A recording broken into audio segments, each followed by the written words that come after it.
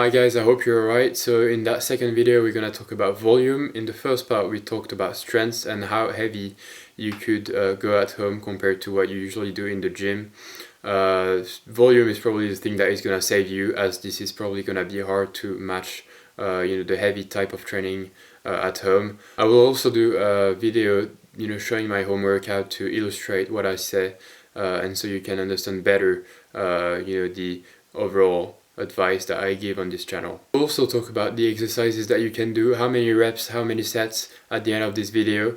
But first we're gonna start with the volume. So let's have a look at the whole situation, and that you probably are not going to work like you used to do, not spending as much energy as well, so you probably are able to sleep a little bit more, which is another reason to do even more volume, to be able to compensate what you usually do during the day and how much calories you spend, etc, etc.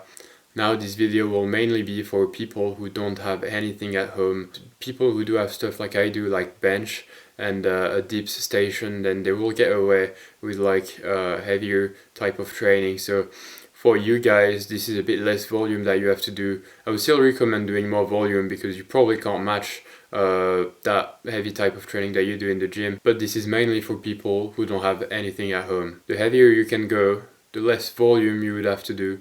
The least heavy you can do, the more volume we will have to do. This is like the main thing to understand. Also, we don't want to do volume with elastic bands or things like this. I mean, this can be something you want to add, but this can't be your main workouts. Your main workout can be based around this kind of exercises, and this comes back to talk about the pump and how I believe the pump is not something you should focus on in your workouts. This is a good result, of training, but this is not something that will build muscle. As an example, you could literally build muscle by, just taking 1 or 2 kg dumbbell and doing like 40-50 reps, but this is not going to build anything. This can potentially be interesting for back-end workouts, back-end work, like I will talk about in the part number 3, working on your weaknesses like rear delts, usually, which is a weakness for like most of the natural bodybuilders, or work on forgotten muscles like brachialis, like try to fill these little muscles or like the weaknesses you have, so then you can fill them better when you go on the heavy type of workouts. So this is like a long-term strategy here, and this is not like a short-term or middle term strategy to get results building muscle. But we will talk about the very high reps type of training in the next video. So let's forget about pumping exercises. Heavy, a lot of volume is what we focus on. And now we're gonna come up to the exercises, and I really want to talk about specialization. To become an expert at something, specializing into one exercise is exactly like specializing into a discipline within the lifting world. Some people are doing bodybuilding, some people are doing powerlifting, others weightlifting, calisthenics. There's a whole lot of things which will obviously make you gain strength in general, but you do become good at what you do. And someone doing calisthenics obviously can do these things like front lever, muscle ups, and this is the type of training he does to progress in there.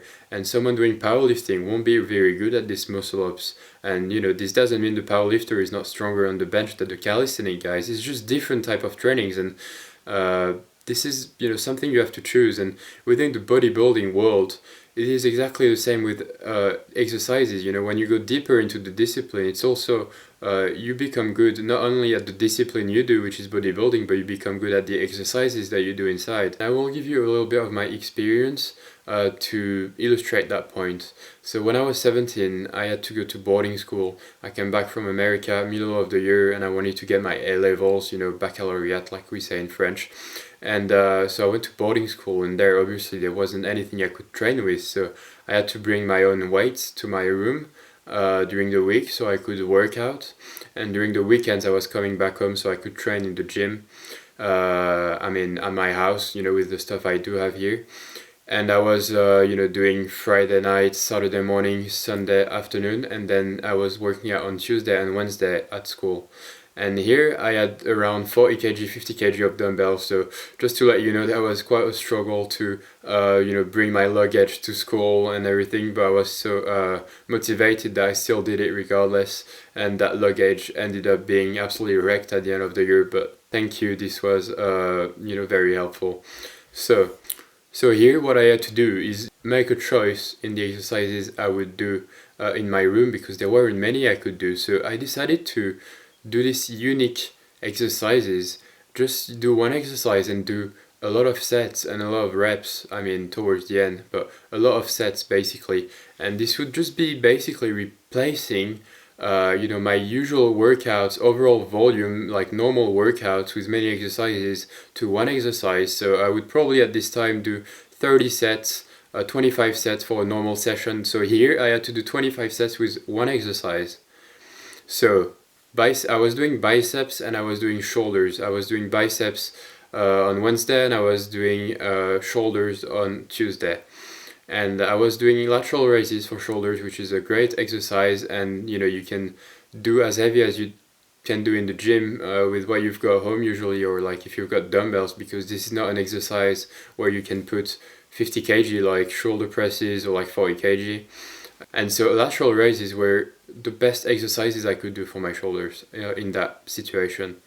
And then for biceps, I just did normal biceps curls. There wasn't many I could do. I couldn't do pull-ups in my room. I tried to find, within the whole building if I could do any pull-ups somewhere, and I couldn't. So I was like, all right, this is normal curls, which I don't think is the best exercise, in terms of stretching. This is still biceps curls and something you can get away with, definitely, and this will keep your strength as well. So good exercise in general. So here I am on Tuesday doing my lateral raises. I was doing 25 sets. I was starting as heavy as I could, and as I was getting a bit more tired, then I was reducing the weights and doing more reps. I was just following heavy to less heavy and more reps, so more volume. So like this was my type of training. And I was doing exactly the same for biceps, going as heavy as I can, so like 3 reps, 4 reps in the first few sets, and then I was going for more like 6, 7 reps, and then 8, 9, and then in the last set, 10 to 15. So this was my type of workouts when I was at boarding school, and this actually made me make a lot of gains at the time, because I wasn't shifting with other exercises there. Like sometimes people, unfortunately, in the gym, they have too many exercises, and sometimes these exercises are doing exactly the same thing, they're just not the same exercise, and it's a bit of a waste of time.